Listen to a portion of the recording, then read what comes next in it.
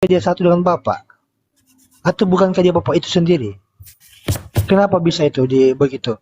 Kalau Anda katakan manusianya, loh, di mana Bapaknya? Di mana Bapaknya dalam tubuhnya? Enggak, Kenapa tidak bisa mengampuni? berapa menit? Karena di satu sisi dia mengampuni pesundal, tapi sisi lain tidak bisa mengampuni orang yang menyalibnya. Gimana itu?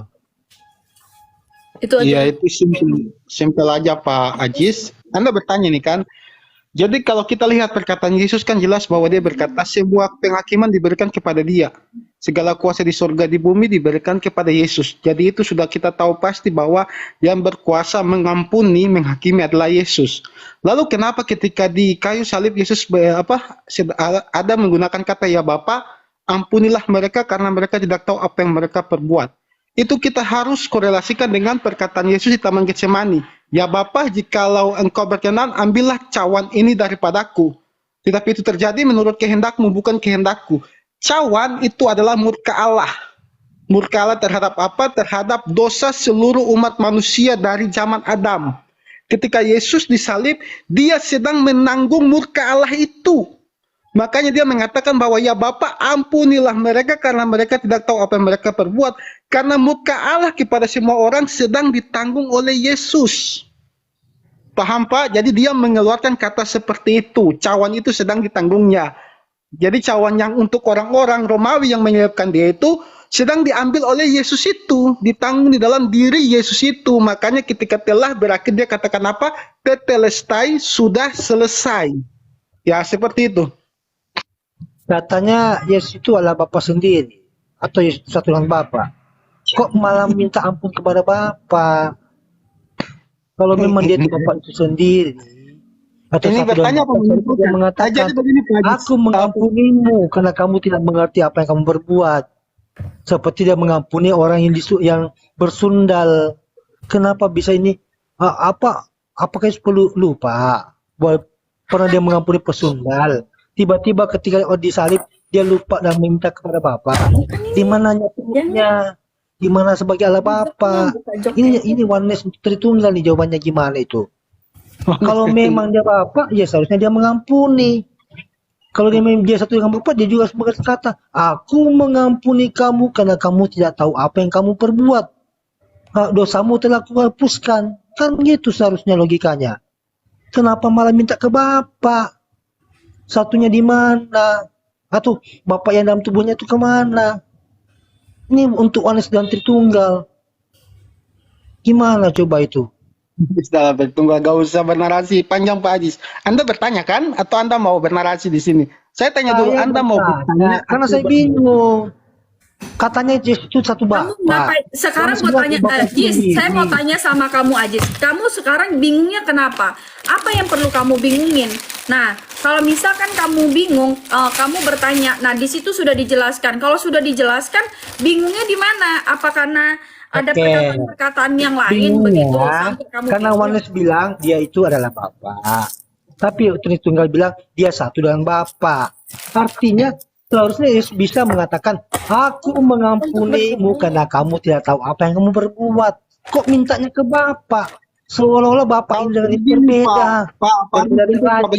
Enggak, mah.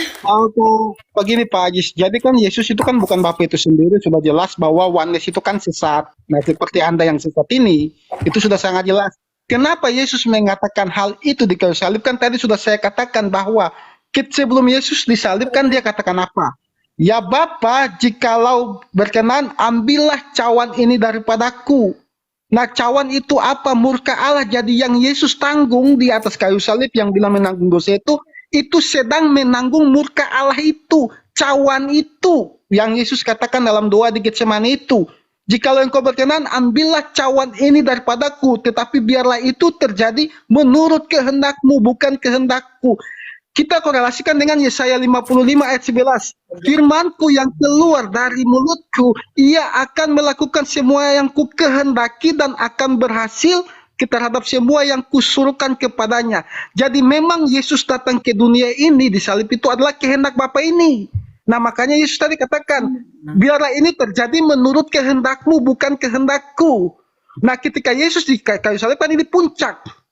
puncak penderitaan manusia, puncak penanggungan dosa manusia di atas kayu salib itu. Nggak ada lagi nanti di akhirat seperti agamanya Pak Ajis. Sudah semua sudah selesai di atas kayu salib. Bentar Pak, bentar. Jadi Yesus katakan kan apa kata terakhirnya? Tetelestai, telah selesai. Udah kelar. Nah, jadi cawan Oke, itu yang begini. kepada para prajurit yang mau yang sedang Ini menembak akan dia, menyimpul pernyataan mencambuk Anda. dia. Jangan jilat ludahmu sendiri ya. Kamu bilang tadi bahwa dia itu berbeda dengan Bapak. Jadi dia minta ke Bapak. Kenapa di saat mengampuni pesundal, dia bisa mengampuni? Berarti dia itu Bapak. Sudah aku katakan Yesus berkata Yesus semua. kan, dengar dulu. Apakah derajatnya Yesus ini berbeda atau keluar masuk di tubuh di Bapak ini dalam tubuhnya? Di satu sisi dia mengampuni pesundal, dosamu sudah diampuni. Tapi ketika dia berada di salib itu dia malah minta ke Bapak. Katanya Yesus itu bukan Bapak sendiri. Kok bisa mengampuni di satu sisi, di sisi lain menyerahkan ke Bapak? Logikanya di mana itu? Semut mami takut. Saya bisa bacakan Yohanes 5 ayat 22 Kak. Atau bentar saya bacakan aja ya. Yohanes 5 ayat 22. Kitabku di mana lagi nih? Oh ini. Nah, bentar lagi. Kan ini kan pertanyaan yang sebenarnya anak sekolah minggu pun ketika dijelaskan tadi mereka udah paham. Ya, Yohanes 5 ayat 22 bunyinya begini Pak Haji, saya bacakan. Mana nih? Nah ini, Bapa tidak menghakimi siapapun, melainkan telah menyerahkan penghakiman itu seluruhnya kepada anak. Nah itu sebelum dia disalib. Makanya Yesus mengatakan kepada pesundal, dosamu kuampuni, kepada orang lumpuh dosamu diampuni. Siapapun, bahkan orang di sebelah kiri Yesus yang disalib, Yesus katakan apa? Saat ini juga engkau akan bersama-sama denganku di dalam Firdaus, yang artinya dosanya betul diampuni. Walaupun dia adalah seorang pembunuh, pencuri, yang disalib di sebelah kiri Yesus. Nah kita merujuk kepada kata, ya Bapa, ampunilah mereka karena mereka tidak tahu apa mereka perbuat. Itu Yesus tidak menghakimi mereka. Yesus tidak mau menghakimi mereka atau mengampuni dosa mereka. Tetapi tadi saya katakan, Yesus sedang menanggung cawan. Murka Allah, cawan itu adalah murka Allah, murkanya Bapa. Itu Yesus kan sedang tanggung. Makanya kata itu mengisyaratkan, mengkonfirmasi bahwa memang penyaliban dia yang sekarang di atas kayu salib itu, yang sedang dia jalani itu adalah penghukuman semua umat manusia yang diberikan, disalurkan ke dalam dirinya itu sendiri yang tak berdosa itu. Semua dosa-dosa orang yang menyalib dia, semua dosa-dosa Anda, saya itu sedang diberikan, ditanggung ke dalam tubuh kedagingan Yesus Kristus itu. Makanya Yesus sebelum disalib, dia mengangkat cawan dan berkata apa? Inilah darahku, darah perjanjian yang ditumpahkan untuk penebusan dosamu. Jadi di situ Yesus tidak sedang menghakimi, karena penghakiman telah diberikan kepada anak. Yesus bukan mau mengampuni dosa mereka, tidak, tetapi sedang Kenceng banget. Itu ada apa di depan itu? Lanjut dulu Kak Ica. Iya. Oke, gini, kamu tampol lagi diri kamu. Kamu jilat lagi ludah kamu. Kamu bilang dia telah diserahkan segala penghakiman. Tapi malah menyerahkan ke Bapak untuk diampuni orang-orang yang tidak tahu apa yang diperbuatnya. Yang minta diampuni bersama di surga itu bukan orang yang menyalibnya, tapi orang yang disalib bersamanya. Jadi kamu salah menjawab. Kamu keliru dengan kitab kamu sendiri.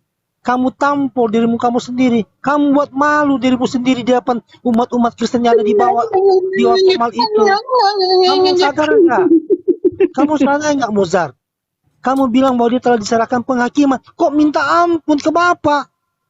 Kalau dia menghakimi itu nggak minta ampun ke Bapak. Dia yang menghakimi, mengampuni. Malah kok mintanya ampun ke Bapak? Di satu sisi dia mengampuni orang pesundal. Ini bagaimana logikanya? Katanya satu dengan Bapak. Di sisi lain dia bukan Bapak, berbeda pribadi. Tapi bisa mengampuni dan tidak bisa mengampuni. Logikanya di mana? Kalau ibarat benang, ini kusut-kusut. Semakin jauh, semakin ingin diluruskan, tambah kusut, tambah kacau balau.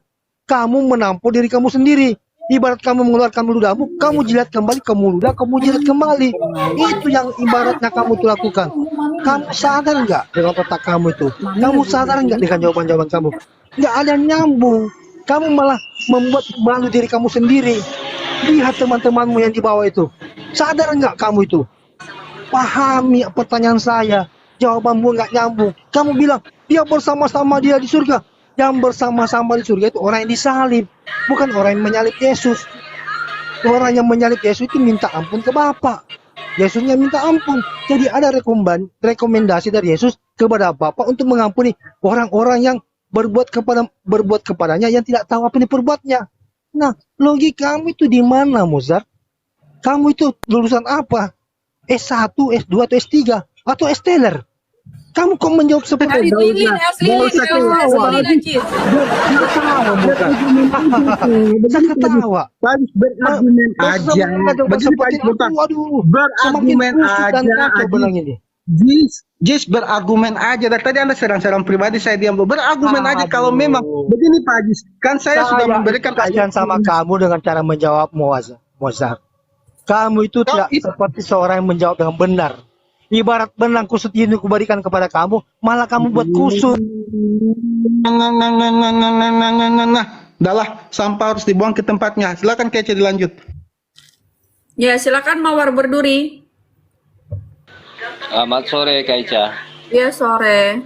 Lanjut dulu Kak Ica, aku kira ini diskusi dengan teman muslim ya. Saya kan muslim. Lanjut dulu Kak Ica. Nggak ada sih, Atau- muslimnya cuma kamu doang. Oh iya, makanya saya nyimaknya. Saya kira ada diskusi dengan ternyata sesama pengikut Yesus lagi berdiskusi. Gitu Kak Ica. Oh bukan pengikut Yesus Pak. Si Ajis itu Muslim, dia Ajis tuh dari itu saksi. Muslim. Oh muslim. Oh iya iya. Saya baru Muslim Mawar, si Ajis itu Muslim. Ya, dia saksi Yehova dulu, tetapi saksi Yehova dia pindah di Muslim. Jadi tidak pernah dia yang namanya Kristen. Dulu dia Kristen. Iya makanya Saksi Papa Yehova, bukan Kristen. Saksi Yehova. Saksi Yehova bukan Kristen Pak. Saksi Yehova. Ya kalau Saksi Yehova memang dari dulu tidak percaya Yesus satu Tuhan. bagi saya sama saja ya. Yang penting Sama Pak, kitab kita beda. Kitab kita beda Pak, nggak sama Pak. Masa Bapak bilang sama gimana? Oh Mereka tidak emang mempercayai- saksi Yehova kitabnya dari mana? Mereka Atau ada- tidak mengambil Hanya begini Pak, orangnya mereka Pak tidak Mawar mengambil Berduri. perjanjian baru Pak. Jadi mereka itu tidak ada iman kepada perjanjian baru. Mereka tidak percaya Yesus adalah Tuhan. Kristen artinya pengikut Yesus. Jadi Kristen itu dasar imannya percaya kepada Yesus. Nah saksi Yehova ini tidak Pak. Saksi Yehova Oke. gimana? Yang nggak tahu sesat, mereka kan sesat dia mereka. Ya, Apa yang mau kamu? Oke. Mawar Berduri, nanti aja kalau misalkan kamu masih mau ini. Rehan, apa yang mau kamu blender tentang kami? Hah? Mau blender apa kamu? Mau di blender tak? kecil. Bahasamu ngeri sedap. Kak Ica, Oh, di begini blender aja lah, kita. aku membawa ayat ke room ini. Bang Raisan, kalau yang diskusi apanya yang tidak berbobot untuk apa, yang berkualitas. Aduh, Cuma. orang ini naik pada nggak tahu pada mau ngapain ya. Aduh, yang dipikirnya buat yang ini kali ya. Ayo dong teman, ini kalau misalkan apa yang berbobot sedikit ya supaya apa? Kalau mau diskusi tanya jawab yang benar gitu. Nah ada saatnya kalau lagi serius ya serius. Ada saatnya kalau lagi bercanda boleh bercanda. Giliran tadi bercanda pada nggak ada yang pada mau naik. Giliran sekarang lagi serius pada bercanda. Maunya apa kalian itu?